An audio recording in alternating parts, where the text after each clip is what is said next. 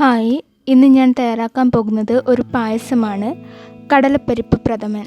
ഇത് തയ്യാറാക്കാൻ ആവശ്യമായ ചേരുവകൾ: കടലപ്പരിപ്പ്, ശർക്കര ഉരുക്കി അരിച്ചെടുത്തത്, തേങ്ങയുടെ 1-2 പാൽ, ചവ്വരി വേവിച്ചത്, നെയ്യ്, ചുക്കും ഏലക്കായും പൊടിച്ചത്, അണ്ടിപ്പരിപ്പ്, മുന്തിരി, കപ്പലണ്ടി, തേങ്ങാക്കൊത്ത്.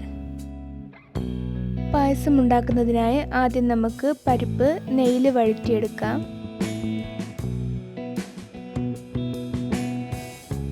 ഇതിനു വേണ്ടി കുക്കറിൽ 1 ടേബിൾ സ്പൂൺ നെയ്യ് ഒഴിക്കുക. അതിലേക്ക് കടലപ്പരിപ്പ് ചേർത്ത് വഴറ്റിയെടുക്കുക. ഞാൻ 1/2 കിലോ കടലപ്പരിപ്പാണ് ചേർത്തിരിക്കുന്നത്. കടലപ്പരിപ്പിൻ്റെ പച്ചമണം മാറുന്നതിന് വേണ്ടിയാണ് നെയ്യിലിങ്ങനെ വഴറ്റുന്നത്. ഇനി ഇതിലേക്ക് ആവശ്യത്തിന് വെള്ളം ചേർത്ത് വേവിച്ചെടുക്കാം.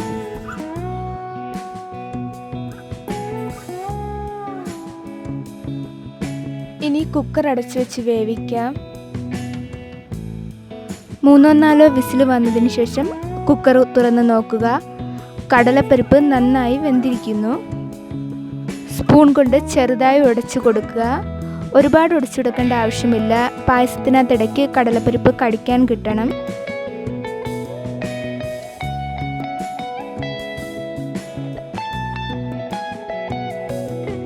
ഉരുളിയിലേക്ക് വേവിച്ചുടച്ചു വെച്ചിരിക്കുന്ന പരിപ്പ് ചേർത്ത് കൊടുക്കുക. അതിൻ്റെ കൂടെ വേവിച്ച് വെച്ചിരിക്കുന്ന 1/4 കപ്പ് ചവ്വരി കൂടി ചേർക്കുക.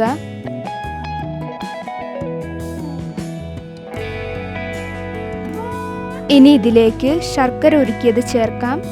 1 കിലോ ശർക്കരയുടെ പാനി ഉരുക്കി അരിച്ചതാണ് ഞാൻ ചേർത്തിരിക്കുന്നത്. എല്ലാം കൂടി നന്നായി ഒന്ന് മിക്സ് ചെയ്ത് കൊടുക്കുക. അതിനുശേഷം സ്റ്റൗ ഓൺ ചെയ്ത് കുക്ക് ചെയ്യാം. ഇടയ്ക്കിടയ്ക്ക് ഇളക്കി കൊടുത്ത് കുറുക്കിയെടുക്കുക. കുറുകി തുടങ്ങുമ്പോഴത്തേക്കും തേങ്ങയുടെ 2-ാം പാൽ ചേർക്കുക. 2-ാം പാലിൻ്റെ പകുതി മാത്രമേ ഇപ്പോൾ ചേർക്കുന്നുള്ളൂ. ഉരുളിയുടെ സൈസ് ചെറുതായതുകൊണ്ടാണ്. നന്നായി ഇളക്കി കൊടുക്കുക. ലോ ഫ്ലെയിമിൽ കുറുക്കി ഇതിൻ്റെ പകുതി ഇളവാക്കുക. പായസം ഇളക്കുമ്പോൾ കുറച്ച് അകലെ നിന്ന് വേണം ചെയ്യാൻ, അല്ലെങ്കിൽ ഈ ബബിൾസ് തെറിച്ച് വീഴാൻ സാധ്യതയുണ്ട്. പായസം നന്നായി കുറുകി വന്നിട്ടുണ്ട്. ഇനി 2-ാം പാലിൻ്റെ ബാക്കി പകുതി കൂടി ചേർത്ത് കൊടുക്കാം. നന്നായി മിക്സ് ചെയ്ത് കുറുക്കിയെടുക്കുക. ഇനി ഇതിലേക്ക് 1-ാം പാൽ ചേർത്തിളക്കാം.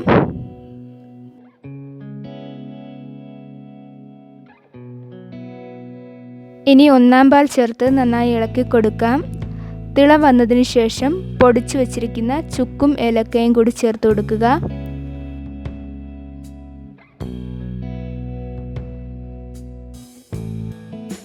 ഇനി ഇതിലേക്ക് നെയ്യിൽ വറുത്ത് വെച്ചിരിക്കുന്ന കപ്പലണ്ടി, കാഷ്യൂസ്, തേങ്ങാക്കൊത്ത്, ഉണക്കമുന്തിരി എന്നിവ ചേർത്തിളക്കാം.